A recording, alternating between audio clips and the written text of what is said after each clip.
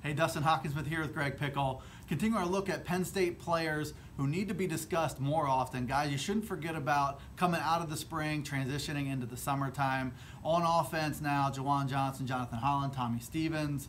Mike Miranda was another guy, a true freshman who enrolled in January. These are all guys who stole some headlines in the spring, but there are some guys behind the scenes who have done some things before. In our case, it's two veteran guys who you need to be thinking about. Yeah, I actually went out to Sean Hamilton's name. He's a guy that led Penn State in receptions early in his career. He was a go-to guy in a lot of ways for Christian Hackenberg not all that long ago, and he sort of got lost in the shuffle last year as Chris Godwin came to the forefront, as some other Penn State receivers came to the forefront. And I think that when you look at who's going to replace Chris Godwin, Juwan Johnson's been the hot name, and there's every reason to think that he is the guy to do that. Saeed Blacknall's been talked a lot, or Charles is a guy we've heard a lot about in terms of development and growth. But Sean Hamilton's still around, folks, and he's a guy who's played a lot of football at Penn State. He's proven his worth a lot, especially as he's moved into the slot. I think Penn State's going to find ways to use him inside and outside this year. Dustin, I think he's in for a bounce back year.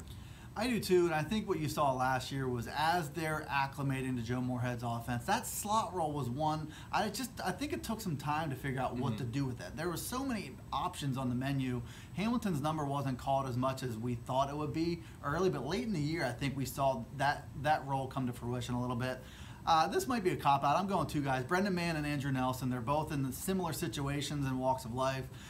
Missed time last year with injuries, weren't involved so much in spring practice because of that.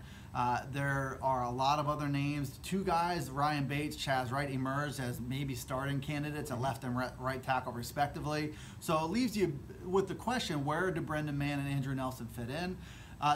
You could have one of them start at right tackle. Andrew Nelson has only played tackle in his career, left and right. Brendan Mann has experience at guard, so you might see one or both of these guys slot in at guard. But they both played a lot of football for Penn State. They're both important guys, and if they're both healthy, Andrew Nelson was one guy that James Franklin just said last week still has a bright future.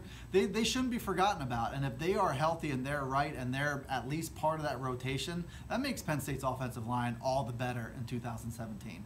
I'm Dustin Hockensmith, here with Greg Pickel, covering Penn State football for PennLive.com.